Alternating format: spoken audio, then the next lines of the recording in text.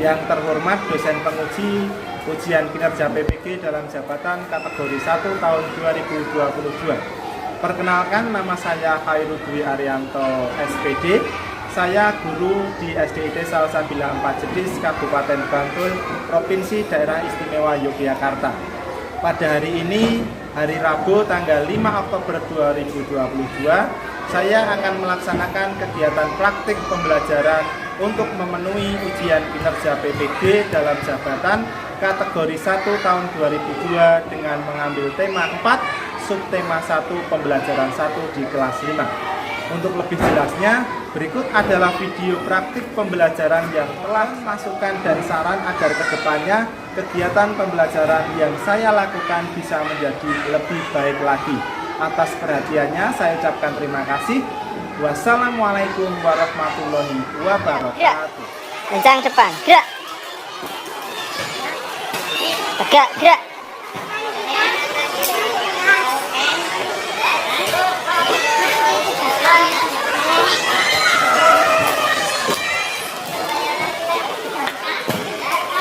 Assalamualaikum warahmatullahi wabarakatuh. Waalaikumsalam warahmatullahi wabarakatuh. Apa kabar kalian pada pagi hari ini? Alhamdulillah luar biasa. Allahu Akbar. Cakap, ceria, berakhlak mulia. Alhamdulillah pada pagi hari ini kita diberikan kesehatan, kita bisa masuk kembali ke sekolah, ke kelas ini, kita belajar bersama. Adapun sebelum kita belajar bersama, ada yang tidak berangkat pada pagi hari ini? Siapa yang tidak berangkat? Ya, alhamdulillah semuanya berangkat. Oke, sebelum kita mulai pembelajaran pada pagi hari ini, silahkan kita berdoa terlebih dahulu ya. Kita berdoa, dipimpin siapa salah satu yang memimpin berdoa? Mas Ulin, silahkan. Mas Ulin dipimpin teman-temannya untuk berdoa.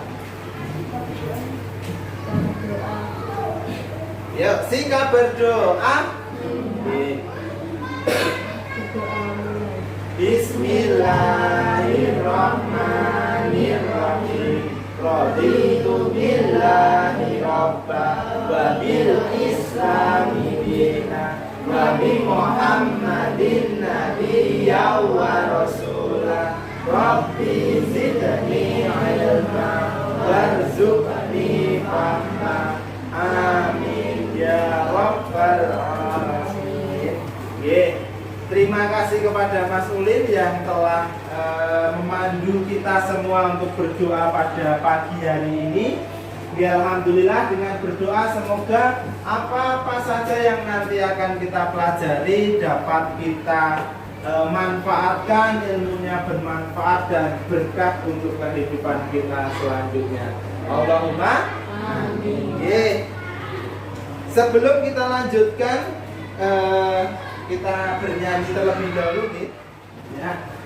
Ya, marilah sebelum kita memulai pembelajaran, kita menyanyikan dulu lagu nasional. Semoga dengan kita menyanyikan lagu nasional semakin memperkuat rasa cinta kita terhadap negara kita Indonesia. Kita bernyanyi bersama. Tanah air beta, pusaka abadi nan jaya, lahir beta yang ras dibuai dibesarkan bunda, tepat lindung di hari tua tepat. Nah, sebelum masuk ke pembelajaran, ke tujuan pembelajaran, Ustadz pengen lihat semangat kalian. Tangan keduanya diangkat, ayo semuanya tangannya diangkat. Tepuk semangat. Semangat. Semangat.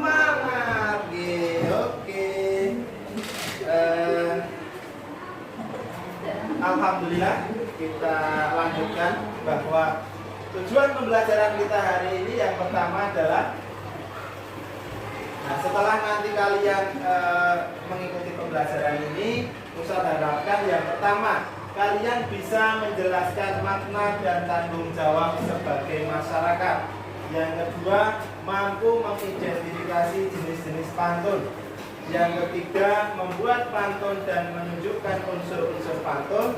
Yang keempat, mengidentifikasi aktivitas masyarakat sekitar dalam upaya pembangunan sosial dan budaya. Dan yang terakhir, menjelaskan tanggung jawab sebagai warga. Aktivitas kita hari ini Ustadz golongkan menjadi 3 bagian. Kita akan yang pertama mengidentifikasi dan membuat pantun kanak-kanak, pantun muda-mudi atau pantun dewasa, dan yang terakhir adalah pantun tua atau pantun orang tua. Yang kedua kita akan mengidentifikasi macam-macam tanggung jawab, dan yang ketiga kita akan mencari tahu budaya sosial yang ada di lingkungan masyarakat. Oke, selanjutnya Ustadz akan bertanya, siapa yang tahu apa itu pantun? Siapa yang tahu? Pantun. Ya, apa Mas Abi coba bilang?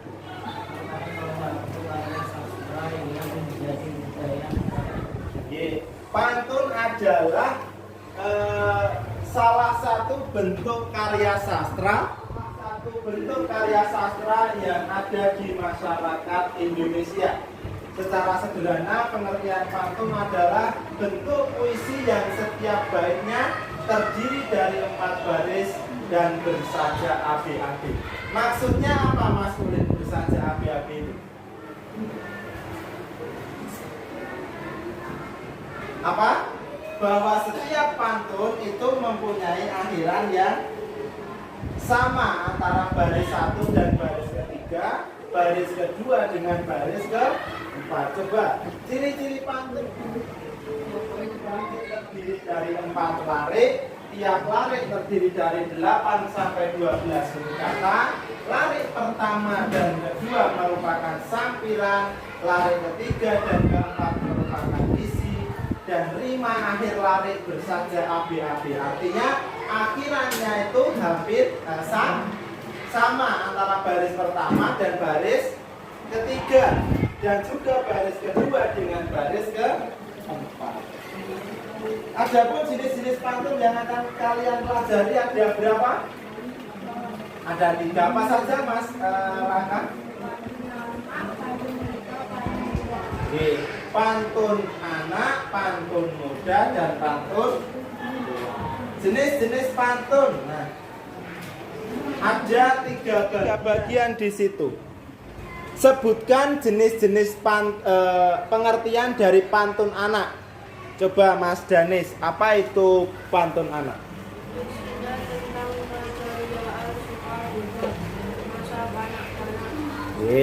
Pantun anak-anak biasanya berisi tentang keceriaan, suka duka di masa Raisa. Pantun muda itu apa Mbak Raisa? Biasanya berisi tentang hal-hal indah, macam budaya yaitu persahabatan dan cinta. Bahwa pantun muda itu adalah biasanya berisi tentang hal-hal yang indah, tentang masa muda yaitu persahabatan dan cinta. Kalau pantun tua Mbak Vimala, pantun orang tua.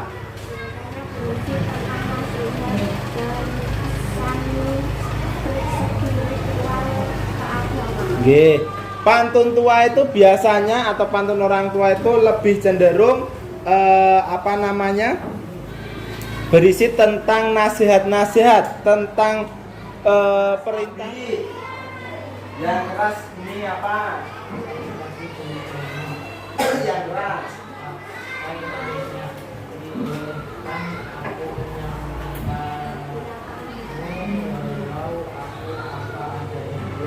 Pagi-pagi beli jamu, jangan lupa pakai manisnya. Bolehkan aku menyapamu walau aku apa adanya. Ini pantun apa? Pantun apa? Pantun anak muda. Biasanya untuk menggoda temannya untuk sekedar mencairkan suasana. Yang selanjutnya, yang kedua, coba dibaca yang kelas Mbak Naura.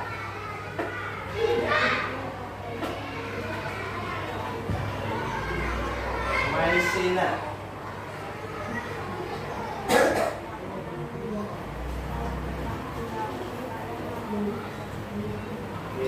Bikin kue pakai tepung ragi, cari tepung maizena tidak ketemu. Tak perlu kau ragu lagi, ayah akan mendampingi. Pantun apa? Pantun orang tua. Di sini ada wujud perhatian orang tua. Ini berwujud nasihat bahwa kalian tidak perlu ragu selama masih ada orang tua. Oke, selanjutnya yang ketiga, Mas Mandu.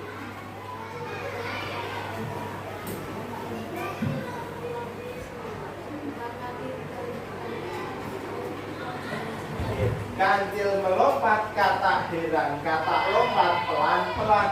Sebentar lagi kita liburan, ayo kita jalan-jalan. Ini juga termasuk pantun apa? Dewasa. Wah, anak sudah bisa ngejak kancane. Yuk sesuk piknik, yuk sesuk kita dolan. Dolan kemana? Kita dolan ke Blinggo. Kita piknik neng Pinus. Golek nanas. Ada apa lagi di Blinggo? Ada? Oh, kok anteng? Ada apa? Lihat.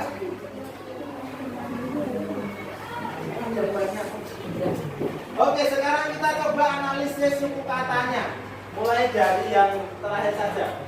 Kalian sudah bisa menghitung suku kata? Sudah bisa, Mbak Farah? Belum. Menghitung suku kata, caranya bagaimana? Beli penggaris dari Mika. Berapa suku kata? 9. Oke, ditulis 9. Suku katanya. Cicak menatap, hati merenung. Cicak menatap, hati merenung. Berapa? 10. Selanjutnya, kemana yang kamu suka? Berapa? 8. Liburan ke pantai atau ke gunung? Berapa? 11. Ini bisa disebut pantun? Bisa?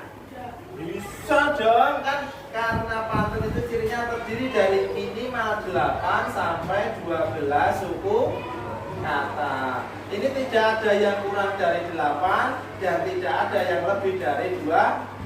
Berarti ini bisa disebut sebagai pantun. Rimanya apa rimanya? K-A-N-G, K-A-N-G sama. Ini kan K-N-G, K-N-G. Ini yang disebut rima. Bisa dipahami nggih? Mudah nggih? Oke, selanjutnya kita masuk ke kuis. Bermain bola bersama teman. Termasuk pantun apakah ini? Siapa yang tahu? Mas Danis tahu?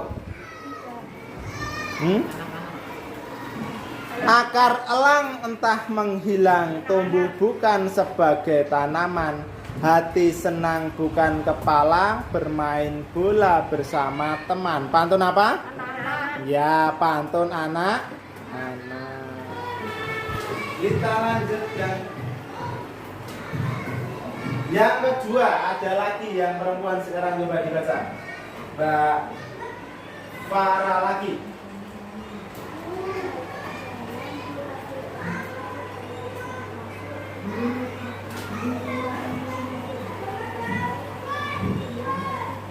Ya, jalan-jalan di tepi pantai, pantai berpasir indah om. mbaknya. Jadilah kamu anak yang pandai agar berguna bagi dunia. Ini pantun apa? Pantun nasihat. Berarti tergabung dalam pantun dewasa atau orang. Coba sekarang kita analisis lagi suku katanya. Coba dihitung yang keras masyarakat.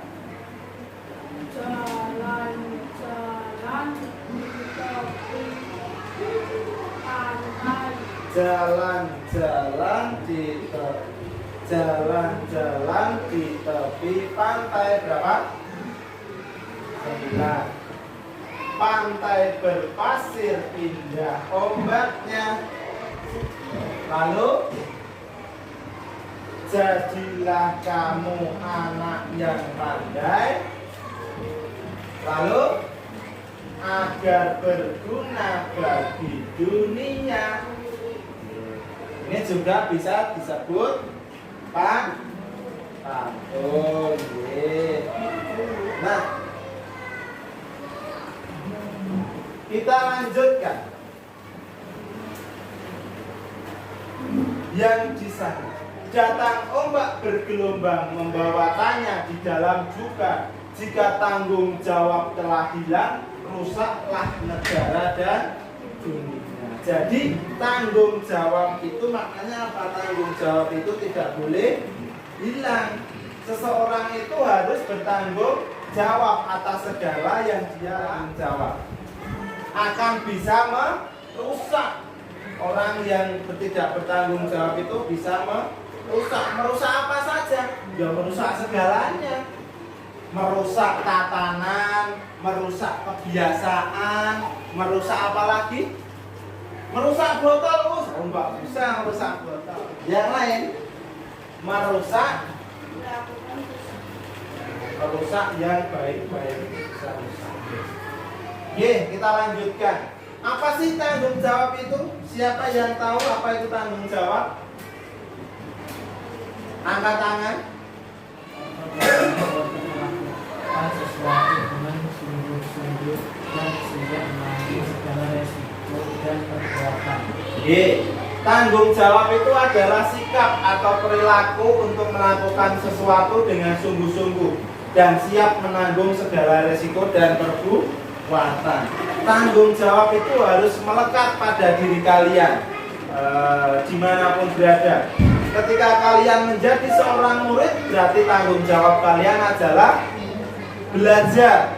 Ketika kalian di rumah, tanggung jawab kalian adalah membantu orang tua. Ketika kalian di masyarakat, tanggung jawabnya adalah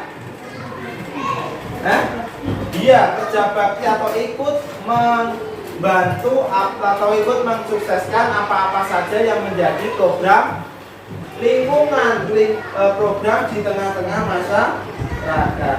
Tanggung jawab terhadap diri sendiri sebagai anak. Nah, contohnya apa saja? Mbak Fimala. Belajar dengan rajin. Ya, belajar dengan rajin. Selanjutnya apa? Dengan berolahraga. Menjaga kebugaran dengan berolahraga. Kita lanjutkan. Tanggung jawab di lingkungan keluarga. Apa saja tanggung jawab di lingkungan keluarga itu? Berikan contohnya coba Mbak Farah.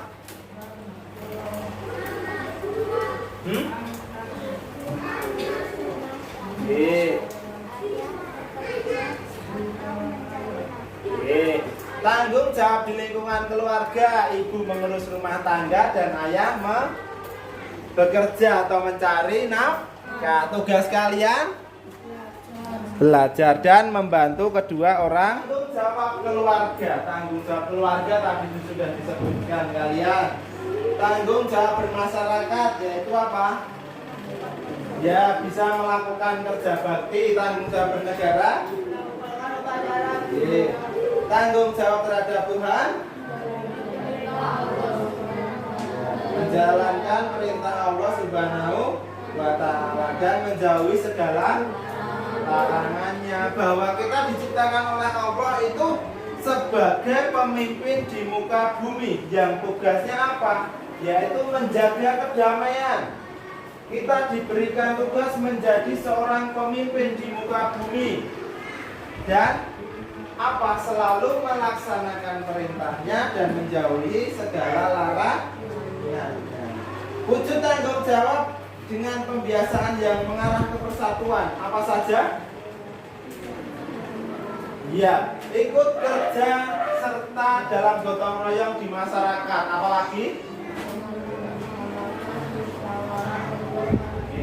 Mengutamakan musyawarah untuk mufakat, lalu bisa dengan membiasakan tolong menolong, lalu apalagi Mas Almas? Ya, menghindari perpecahan atau pertikaian.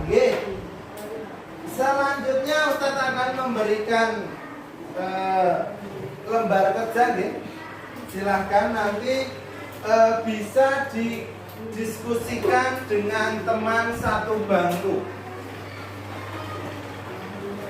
Bisa didiskusikan dengan teman satu bangku.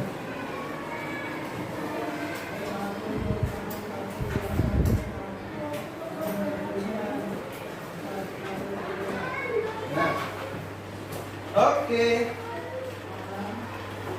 Silakan dikerjakan bila ada yang kerjakan dengan bekerja sama.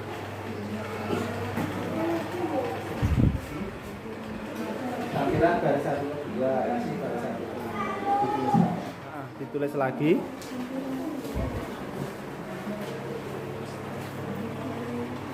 Bagaimana Mbak Naura? Ditulis silakan.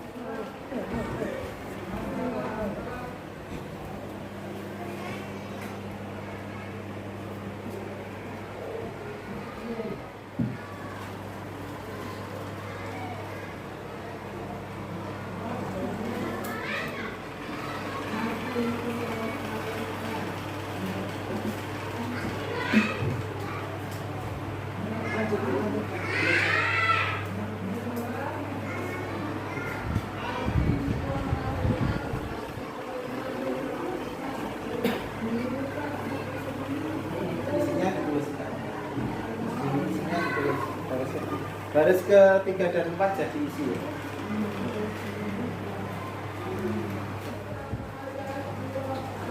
Ada kesulitan? Kalau ada kesulitan silakan bisa ditanyakan. Nah, oke.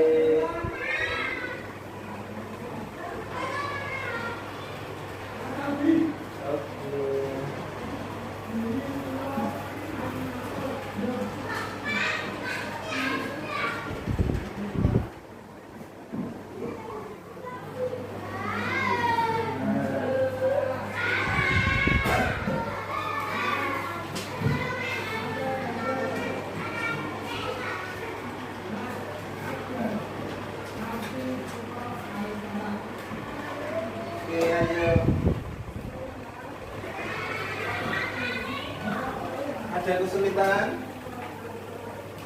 Ya, mudah ya.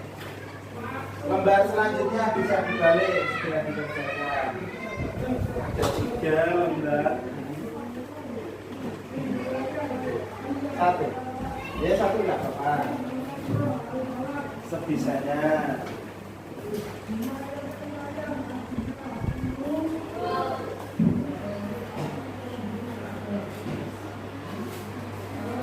Ya. Dapat satu saja.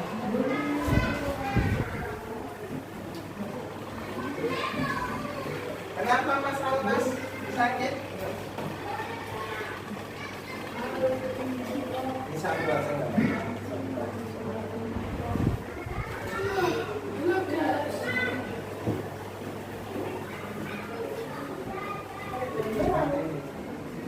Ya segera.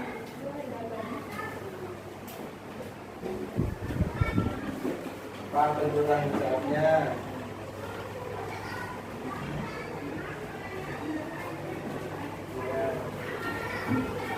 Ya.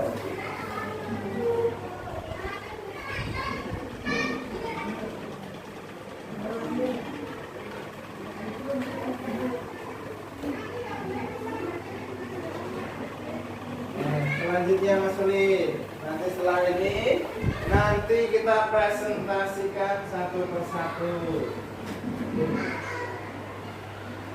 Ya, kita memiliki hak dan kewajiban masyarakat kewajiban mereka untuk memperoleh hak tersebut. Bagaimana? Kita memiliki hak untuk apa yang dilaksanakan beribadah sesuai dengan peraturan yang dimiliki. Melaksanakan tidak cuma sampai dengan ya? Enggak apa-apa.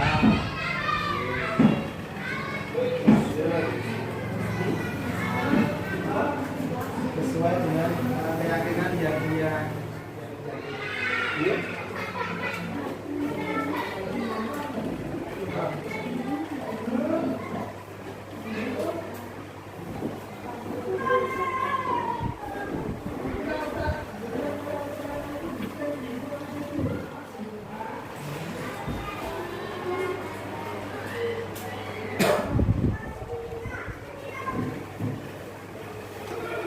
Sudah? Sudah? Ini 4 sudah? Apakah setelah melakukan praktek kita yang 2 tahun dulu mendapatkan kepala desa yang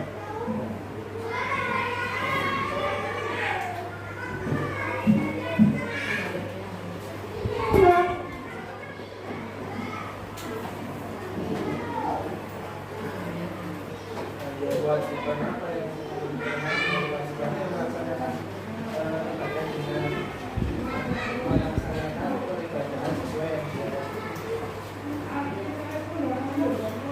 melaksanakan peribadahan sesuai.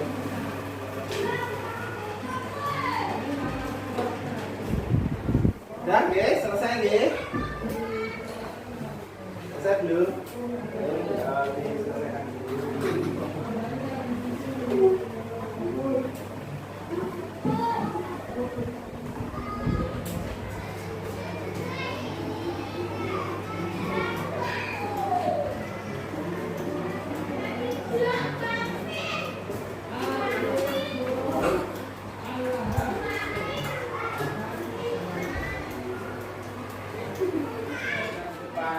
Dibaca aja yang kedua. Silakan di depan soal dan jawabannya silakan dibaca. Oke, kita dengarkan Mas Almas akan menyampaikan hasil diskusinya. Yang kelas. Bentuk tanggung jawab bagaimana masyarakat. Ya, apa saja? Menolong, membiasakan tolong menolong. Orang memiliki hak. Nomor 1 dulu. Ada yang tidak sependapat dengan Mas Almas? Apa? Hah? Iya, ikut serta gotong royong. Ada lagi? Oke, selanjutnya yang kedua Mas Almas. Mereka memiliki hak untuk berbahasa di masjid. Apakah kewajiban kita untuk memperoleh hak yang dimiliki? Iya, melaksanakannya dengan baik. Ada yang berbeda pendapatnya, Anjo? Apa Mbak Primala? Iya, melaksanakan peribadahan sesuai dengan yang dia yakini. Apa? Iya, sesuai keyakinan diri sendiri. Apa? Yang selanjutnya Mas Anas. Satu hak warga masyarakat yaitu mendapatkan pasukan listrik yang digunakan dan kehidupan sehari-hari. Namun sebelumnya warga harus melaksanakan pasukan listrik. Apakah kewajiban warga tersebut? Jawabannya wajib membayarnya.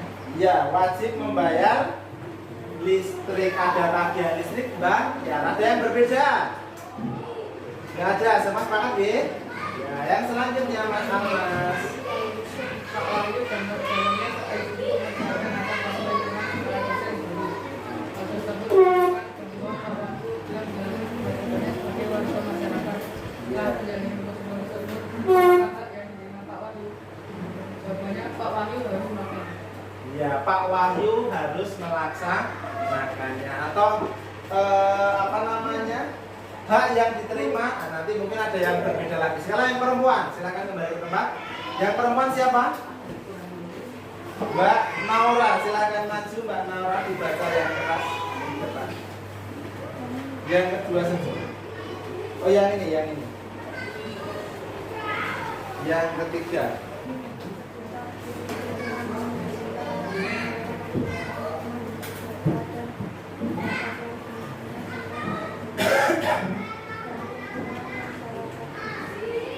Ya. Terus selanjutnya.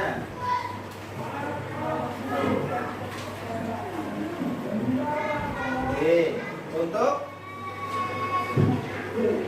ya melestarikan kebudayaan, bahwa kebudayaan yang sudah hidup dan berkembang di lingkungan masyarakat itu wajib kita lestarikan. Kenapa kok wajib kita lestarikan Mas Uli?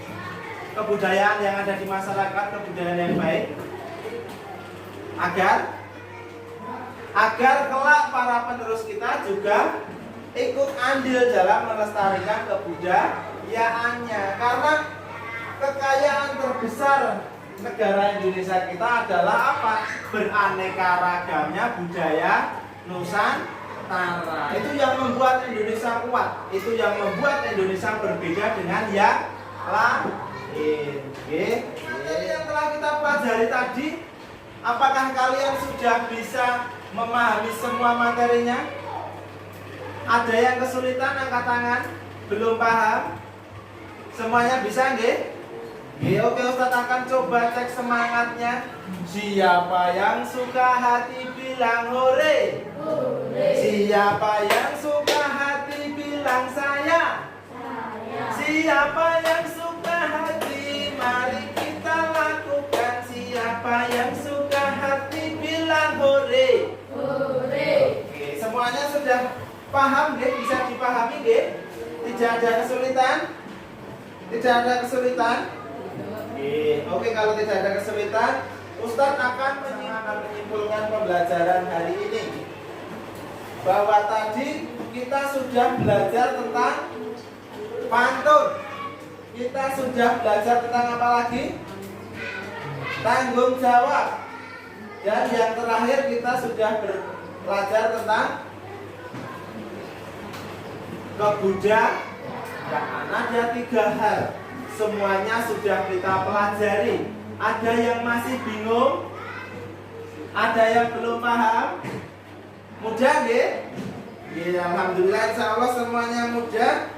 Dan apakah ada pesan moral yang bisa diambil dari pembelajaran yang tadi? Apa pesan moralnya? Pesan moralnya apa? Bahwa Indonesia adalah negara yang kaya. Kebudayaan harus kita lestarikan karena kebudayaan adalah apa? Kekayaan yang kelak akan kita wariskan kepada para penerus kita.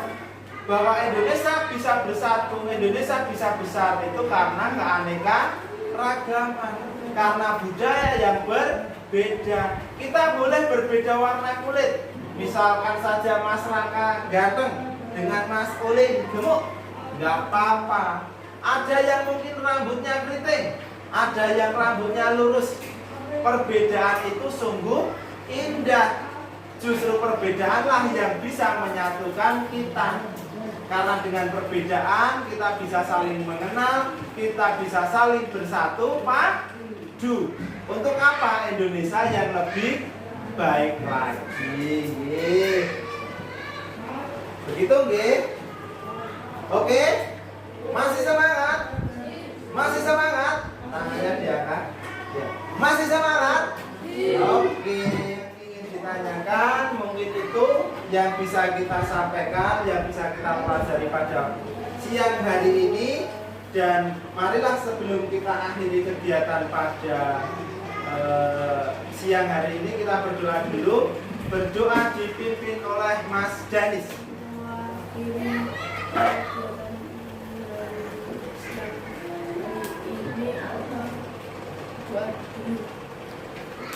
Sikap berdoa.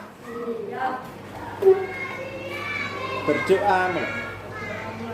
Alhamdulillahirabbil alamin. Subuh ilaihi. Dari Ustaz tadi cukup sekian, ada kurang dan lebihnya mohon maaf. Kita lanjutkan belajarnya besok lagi. Kita angkat tangan bersama-sama, kita ucapkan dengan lantang, optimis, semangat, sukses, Allahu Akbar. 1, 2, 3. Optimis, semangat, Sukses. Allahu Akbar. Tepuk tangan untuk kita semua. Ustaz akhir sekian. Assalamualaikum warahmatullahi wabarakatuh. Waalaikumsalam.